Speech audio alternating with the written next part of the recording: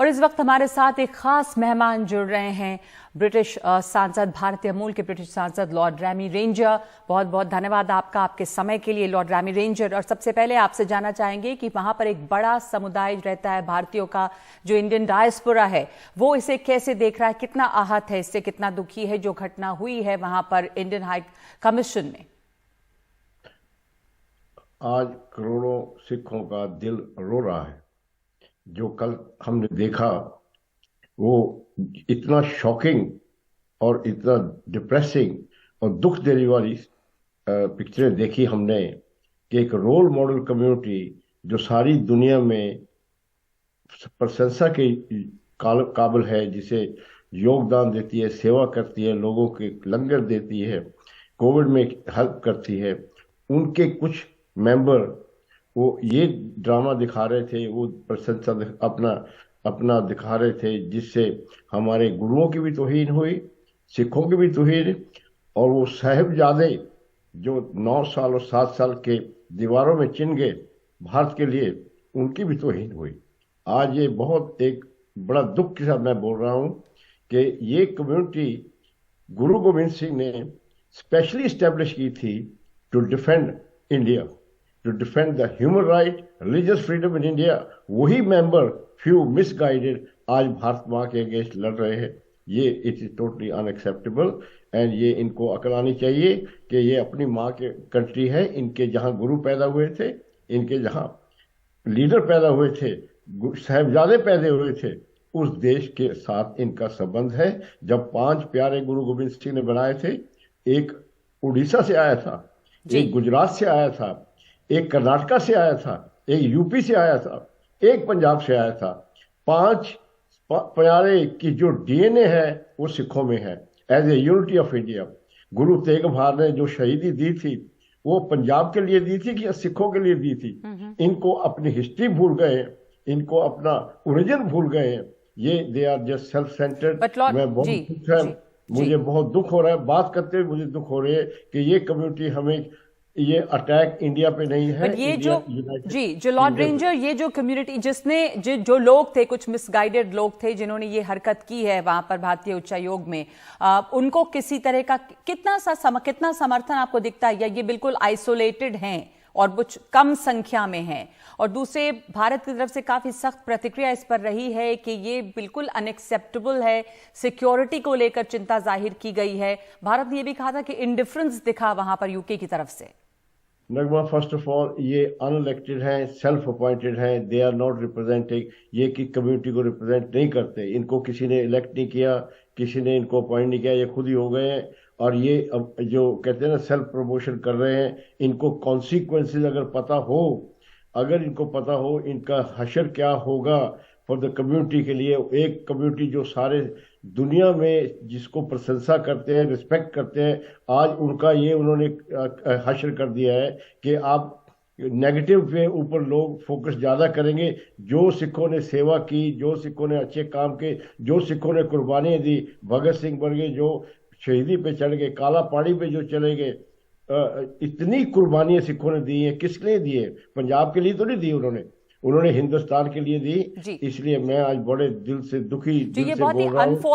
बहुत ही अनफॉर्चुनेट ये जो हादसा हुआ वहां पर, जिस तरह से भारतीय तिरंगे का अपमान किया गया, भारत और यूके के बीच एक तरह से एक तनाव भी हुआ और भारत ने बहुत सख्त प्रतिक्रिया जाहिर की है। यहां पर तलब किया गया है यूके हाई कमिश्नर को, और यह भी कहा गया कि वहां पर जो सिक्योरिटी है वो यूके की जिम्मेदारी है और इसमें चूक हुई है वहां। देखो नगमा, हर लाइफ जो है, एक एक लाइफ जो है, माँ बाप से पूछो कितनी प्यारी है, ये वेस्ट कर रहे हैं अपनी लाइफ को। इनको चाहिए अपने माँ बाप की और अपने देश की सेवा करे, कामयाब होए, कोई अच्छे काम करे। ये भारत सारे इनका है, सारे सिख जो है सारे भारत में फैले हुए हैं। हर जगह जगह पे सिखों का गुरुद्वारा है, हर जगह पे सिखों के कारोबार है, बिजनेस है। ये उनके बारे में सोचते हैं जो दिल्ली में सिख है, या बॉम्बे में, या यूपी में, या गुजरात में, या हरियाणा में, या हिमाचल में, या राजस्थान में, उनके बारे में सोचते हैं?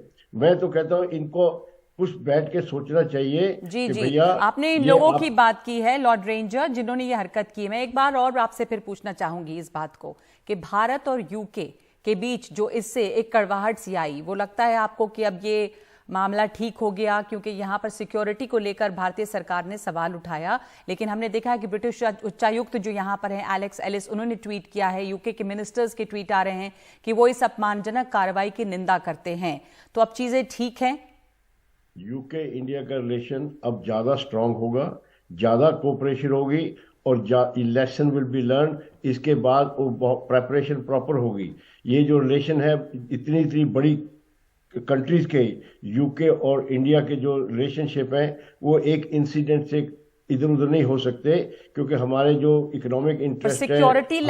सिक्योरिटी लैब्स को क्या कहा जाए? यूके, वहां पर यूके की सिक्योरिटी की जिम्मेदारी जो थी वो यूके की थी भारतीय उच्चायोग में, तो एक चिंता इसको लेकर है।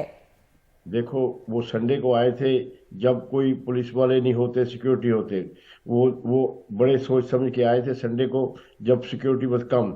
अभी सिक्योरिटी विल बी बहुत डबल हो, क्या क्वाड्रुपल हो जाएगी। अब दोबारा ये काम नहीं हो सकता कभी भी। एक दफा उन्होंने कर लिया, जो करके दिखा दिया, उन्होंने गैप सिक्योरिटी का दिखा दिया, उन्होंने हमें बता दिया कि क्या क्या करना चाहिए, वो हो जाएगा। अभी वहां पर किस तरह का माहौल है लॉर्ड रामी रेंजर? भारत के उच्चायोग पर और ज्यादा बड़ा तिरंगा लगाया गया है, जिस तरह से अपमान किया गया था तिरंगे का उसके बाद।